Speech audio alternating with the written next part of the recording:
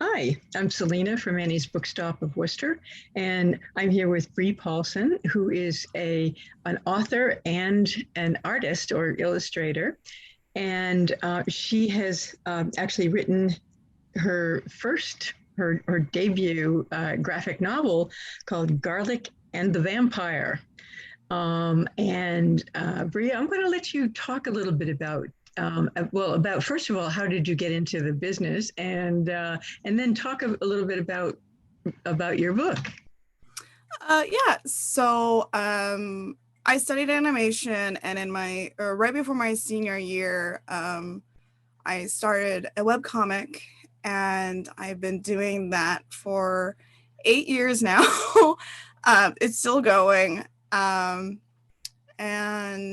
when animation wasn't really working out, decided to shift my focus toward comics and uh, specifically graphic novels. So I had this character, little garlic character, and she ended up being a perfect protagonist for a middle grade book.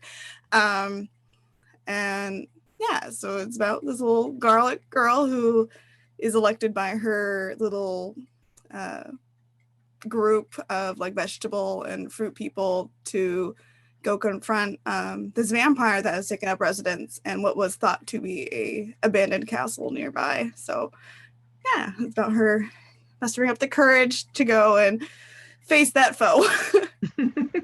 Okay, so what was the inspiration for Garlic and the Vampire?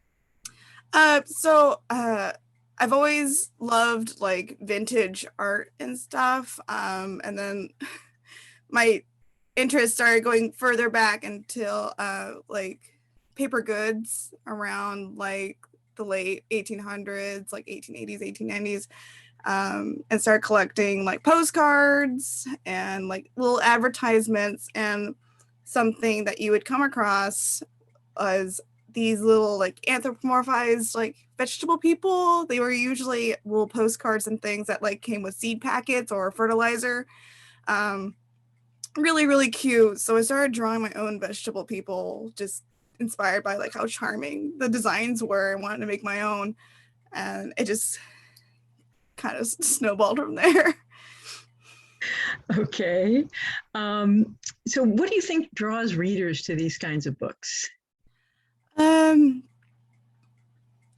I I've gained a reputation online with my webcomic because my webcomic is about a vampire. A lot of my work is involves vampires, and the way that people have described it, it's like I make vampire stories for people who typically don't like vampire stories. Like usually when you go into a story about what involving vampires, like there's you kind of expect a certain thing. Mine are more like um, nuanced in that like I cover like pretty heavy subject matter. Um, and that kind of translated over to Garlic, where Garlic has like some pretty big, like she has a lot of anxiety and like confidence issues, and um, having that be like the center of like all the conversations that kind of happen in the book, where she is kind of like growing and like gaining confidence and stuff. So very cozy. Like even though like I do like cover heavy subject matter, my other work, I always hear people say that like it's approached in a way that's comforting, like the way that anxiety is approached in Garlic is like it's in a comforting way that like can help kids and adults. Okay, so what kind of research went into writing this book? So I love vampire lore. So I knew I wanted to incorporate some of the stuff that I've researched in the past. Like I've done pin sets and things like of items and plants that were used to ward off vampires and like evil spirits and stuff. So I knew I wanted to incorporate that into Garlic, since like the whole thing is centered is like it was inspired by the fact that like garlic has been used to ward off vampires and other evil entities for Mhm. like thousands and thousands of years, like ever since like ancient Egypt has been something that people have used to like ward off evil. So like I've already like done the research. It's just like cool. I could just pour all of this into a book just to kind of like show my love for like the lore and stuff. Okay. So what was the biggest challenge in writing and putting out Garlic and Vampire? I mean, it's a pretty simple story, so I didn't have that many roadblocks in writing the story. It's like, okay, like let's like maybe add a little more attention. I quickly was able to figure out a way to do that. More of the struggle was in creating the art for it, because I was challenging myself with the graphic. I mean, it's the first time I've done a graphic novel. I mean, I'm very familiar with doing like comic work, but the environments and stuff were different than what I've drawn before. Lots of forests. I did a lot of research of like looking up like the like regions in Europe, like what the mountains looked like and like what trees are there. Figuring out the architecture of the castle itself, and just drawing everything, because sometimes you'll write something and then it's like, okay, I just have to draw that, and then what you wrote doesn't really it's not as easy to translate into a visual like as you thought, so like you kind of have to sit there with it and figure out what the heck you got to change in order to make it work. Mm-hmm. It's a little different than a lot of writers who have other illustrators do the illustrations. So you're kind of lucky in that sense that you can actually do the illustrations. Yeah, I can be flexible with myself because like sometimes like you think you have to be like extremely married to what is being written down. And I know like when people do collaborations like with a writer and artist, like there could be some like conversations happening where the artist will be like, hey, you wrote it this way, but here's like another way of showing it that works better visually than just like absorbing the words. Yeah, and I'm constantly tweaking the dialogue all the way up until like it's done, just to like make sure that everything flows on the page. Sometimes like you'll get a really wonky word bubble, and it's like, okay, maybe we can reword this so it doesn't look so funky, and it's like nice. That's great. Okay. So what character did you love or hate the most when writing? I know, I kind of love them all. Like even though Salary kind of ends up becoming a bit of a villain in the story, watching that happen while I was like writing the story was like really interesting. How like he became more of an antagonistic force throughout the thing, just kind of stirring everything up and making everyone hysterical. Like he's a character that you like to like dislike. Yeah, I love. I mean, the human characters are a bit more tricky to draw than the vegetable characters. I definitely had to take breaks when I was drawing all the crowd scenes with all the vegetables, making sure that they all fit in the panel, and like you could like remembering all the proportions and stuff so that like someone's not like out of scale with compared to the other ones. Yeah, I liked everyone. I mean, but I like more probably carrot, garlic, and the vampire. Okay. So I have some questions. What else can we expect from you in the future? So I'm currently inking and coloring the sequel to Garlic and the Vampires. That will be coming out in a year, basically, when you're out from when Garlic came out. I have some other stuff going on with my webcomic, but that's kind of it right now. Okay. Well, that's quite a bit. I mean, how long did it take you to complete a Garlic It's and about a Vampire? year. But it's funny because the book just came out and everyone's like, oh my god, how excited are you? I'm like, I'm very excited, but I'm also like extremely like like focused on the other book. So it's like, oh yeah, the book came out. I need to like talk about that and not be like in my hole working. Okay. So I have some questions for you about being a writer. So what's your favorite part about being a writer slash illustrator on the whole writing and publishing process? I love developing like the personalities of the characters. How like you might have an idea of what a character is like when you're initially coming up with a story. Like I usually write an outline. It's like, okay, this is what this character is going to be like, and they're going to facilitate this role. And then as you're actually like going into the because I write a script, going into the script and like writing the character's dialogue, even more of their personality comes out. And then I get to finesse that with the visual of their expressions and acting. Really love that. It's just a lot of fun. Okay.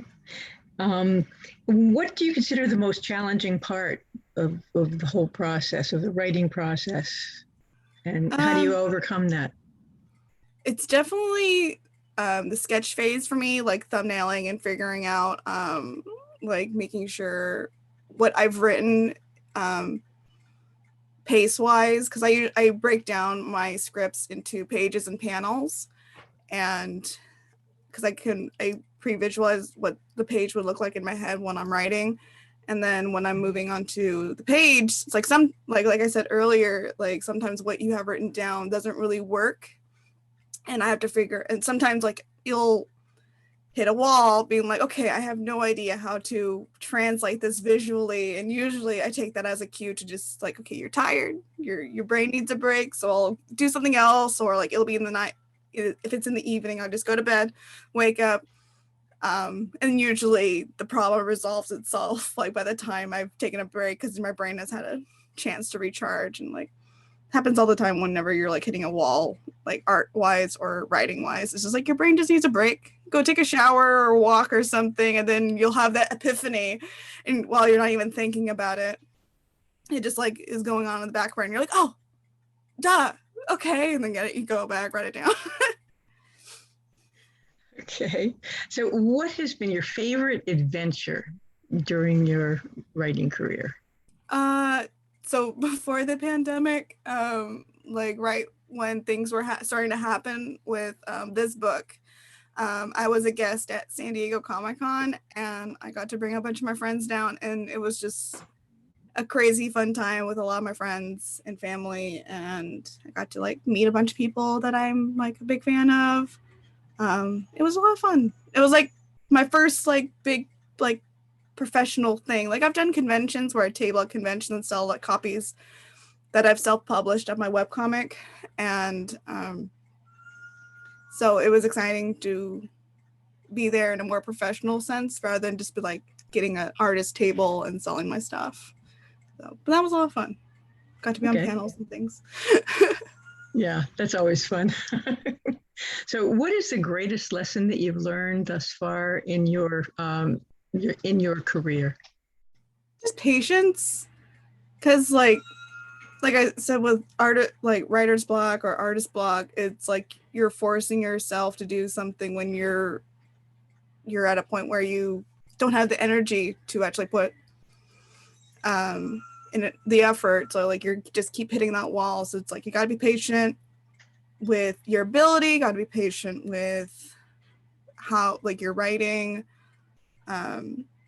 Also just like if you're working too much, you're gonna hurt yourself, especially as an artist. Like I definitely have had like, it's like, oh, I just need to get like these few pages done, and it's like, nope, hand says no, we're starting to cramp up, we need a break, we can't do this anymore. You don't want to hurt yourself, because like a lot of artists have to like take big extended breaks to either rest their elbow from like tennis elbow from like drawing, and like everyone gets carpal tunnel from like either writing or drawing. So it's just like learning patience and not to rush, because like it's gonna happen. Like what you're making is gonna be made no matter what. It's not worth doing that crunch and getting hurt or burnt out where you don't want to do the thing anymore.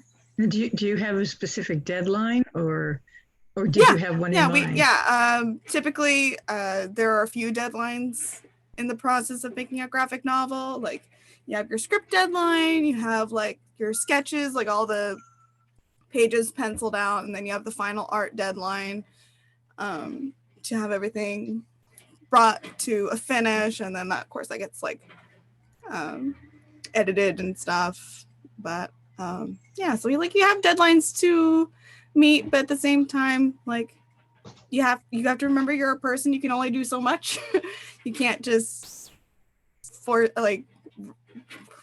crunch and possibly hurt yourself and burn yourself out, because then you really don't want to work.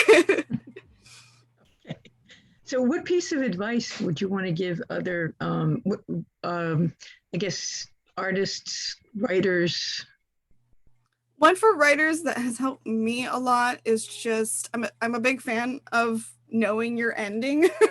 Because I know one of the things that like does cause you hit a wall is not knowing what to do next. And whenever I'm planning a story, I figure out like the general gist and then what I want to end with. Mm-hmm. And of course, I'm like a little bit flexible if like things change while I'm writing it, like, oh, let's add this as well, or take away this part. Because that really helps me when I'm in the middle of a story and I'm not sure what to do next. It's like, okay, well, what can I add that will add to the ending? And that's always very helpful for me. And yeah, again, don't learn to take breaks. Breaks are so important. Yep. And are there any groups, clubs, or organizations that you would recommend to other writers or artists that have helped you in your career? I'm not really in many. I have a couple groups. Like, I'm in a little like chat thing with everyone who is represented by my agent. I have a few other friend groups, but the thing that really helped me, especially just getting my foot into traditional publishing and getting a graphic novel deal, was participating in pitch events on Twitter, where like there are a few that like pop up throughout the year where you can post a pitch of a book that you're trying to get published, if you're whether or not you're trying to find representation or just like an editor who is interested in the story. That's how Garlic got published. That's how I got my agent. I participated in PitMad. Even though Twitter can be very chaotic, crazy, paying attention to those events that happen. Like, there's always the artist hashtags that happen on Twitter, where like especially in getting like diverse voices out there. Yeah, like Twitter is terrible, but it's also it's good in helping your career. Okay. Now I have some questions about you as a person. What is one thing that most people don't realize about you? Let's see. Oh, like that I maybe have too many hobbies. A lot of people don't know that I live in Southern California because of how autumnal everything I create is. I've definitely, back when I used to do art streams, someone was confused that I didn't have a British accent. They thought I was English. Yeah, that's something that always catches people off guard. That I've lived in Southern California my whole life, and whenever I travel for conventions, they're like, "But you're so nice, and your art's so full of like autumnal goodness. Like, California doesn't really get autumn. Like, how did you?" It's like, I don't know. I watch a lot of movies with very good autumnal aesthetics, and we sort of get autumn. Like, we have some trees here that change color. Only a few of the native stuff, but it's very, very slight in comparison to like New England, where like It's autumn. This is orange and yellow everywhere. And the trees are starting to change here. Yeah. Yeah. But I see you have a pumpkin over there. I have a few. I have lots of little gourds and pumpkins and stuff. Yeah, I collect antiques and things. So what are some of your passions or hobbies? What do I not have? Last year, I got into terrarium making as a reward system for hitting certain milestones with garlic. I would buy like a jar and then like get some moss or a plant or something. Picked up knitting back. I picked it up a while ago. Picked it back up recently. Someday I'll finish the sweater that I'm working on. I have a weird collection of musical instruments that I somewhat know how to play, like not in a like no way, shape, or form like in like a professional capacity, but just like tinkering and noodling. I have a lot of musical instruments that I plan to play with when I hit all my deadlines. I sew a lot. I'm actually planning, my sister's getting married in the spring, and I'm planning on sewing the dress that I'm going to wear at the wedding. So I wear a lot of, so I have a lot of clothes that I've sewed myself. Antiquing. I mean, there's reading, watching movies. Yeah, there's a lot. There's probably more than I'm forgetting. But those are the main ones. How do you make time for all of these things? I don't draw that much outside of works, and it's nice having like something that is for me, like, because when you're an artist and you're posting stuff online, like you feel obligated to constantly be creating and posting things for the people who follow you, and like it becomes less of a thing for yourself that you enjoy and more for just like a thing to entertain people for free. So just having like activities that are solely for me just like really helps with like maintaining mental health and stuff. Oh, gaming. I recently got into video games. I'm like, I knew I was getting a big one. Yeah. Okay, that's great.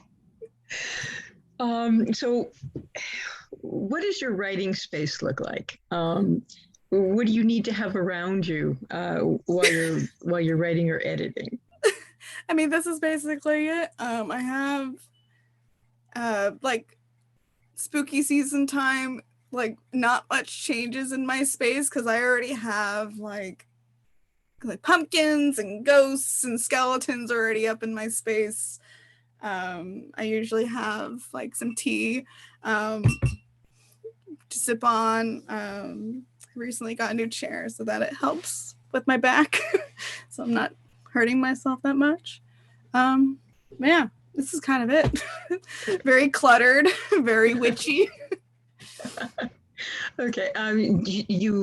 What about food and drink? I see you said you had tea. What about foods? Any special foods that you have with you while you're writing or drawing? Sometimes if I'm in a baking mood, I'll like maybe bake some cookies and like I'll bring some up with me when I make like a cup of tea or coffee. And I'll like nibble on those before I dive into work. But usually it's just like either a glass of water or a cup of tea or like some milk tea or both. This is a Thai iced tea with a bit of Vietnamese coffee in it. So interesting combination. Yeah, when we were running around looking at bookstores, my friend and I, and we went to this place near us that it's like a draft house, but with like tea and coffee, and that was one of the drinks they had. They had like a Vietnamese coffee and Thai tea combo, and I took a sip of my friend, and that's what my friend got. I took a sip of it. I'm like, ooh, I have the stuff to make one of those at home, and it's very good. Okay. And while you're writing, or drawing, do you prefer music or silence or what? And what kind of music?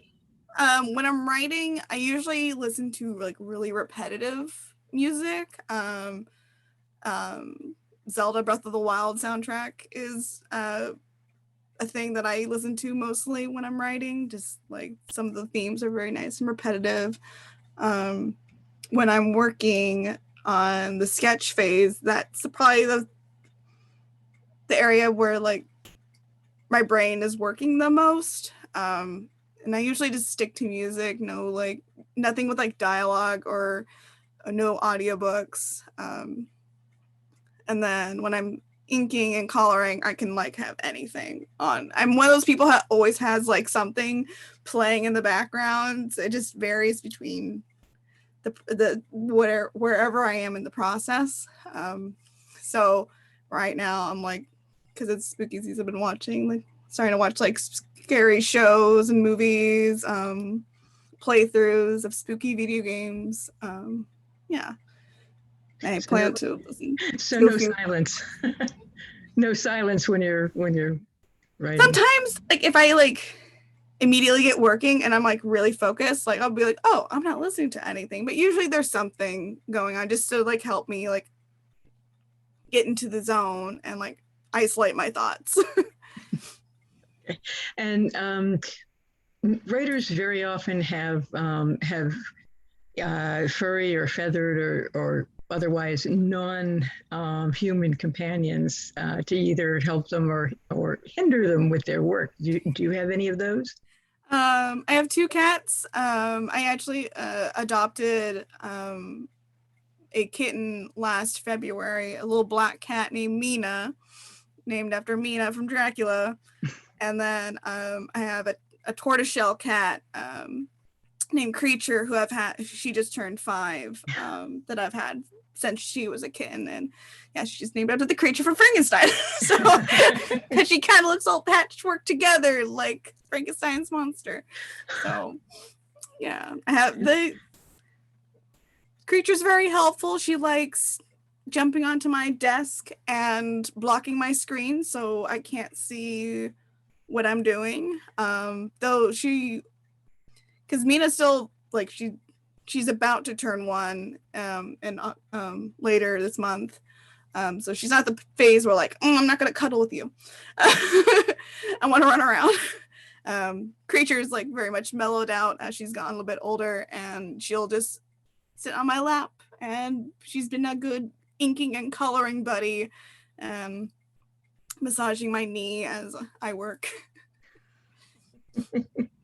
Yep. Wonderful.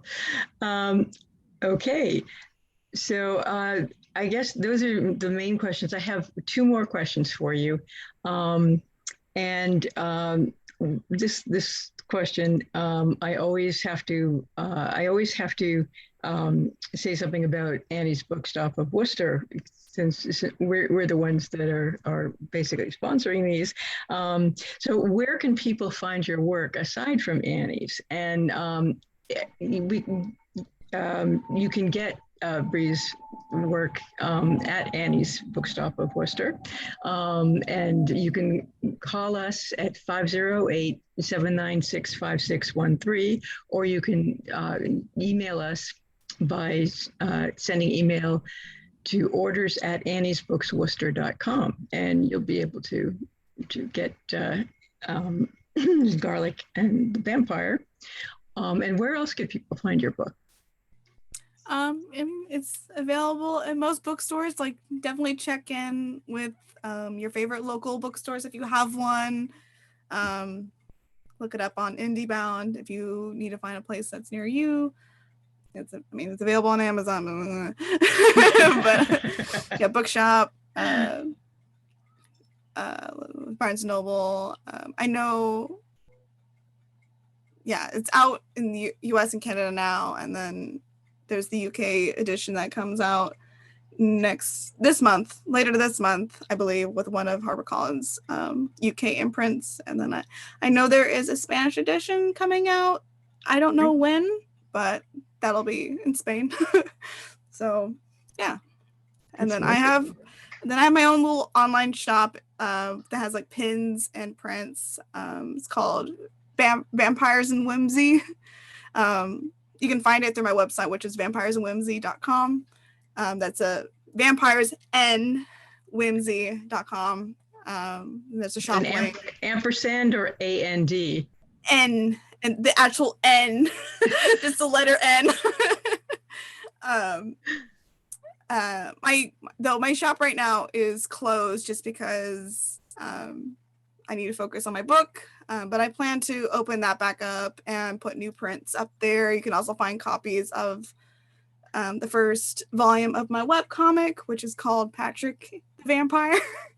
You can also find that online at patrickthevampire.com if you want to read something a bit more adult that handles heavier themes. But yeah. Okay. And my last question is, how can we follow your work and share your awesomeness? I'm mostly active on Twitter and Instagram, and that my handle is BreeBird33. I sometimes will just like throw thoughts about process on Twitter, and then just memes. But yeah, I need to become a bit more active. No, I don't need to become more active on Instagram, but I'm going to try to use Instagram a bit more. Okay. Okay, that was great. All right, well, thank you very much, Bree. And if you ever do get to the Boston area or Worcester area, I shouldn't say Boston. I definitely plan to. We'd love to have you at the store. So thanks again, and we will be talking to you. And good luck with your book. Yeah, thank you for having me. And your next one. Yeah. Okay, bye.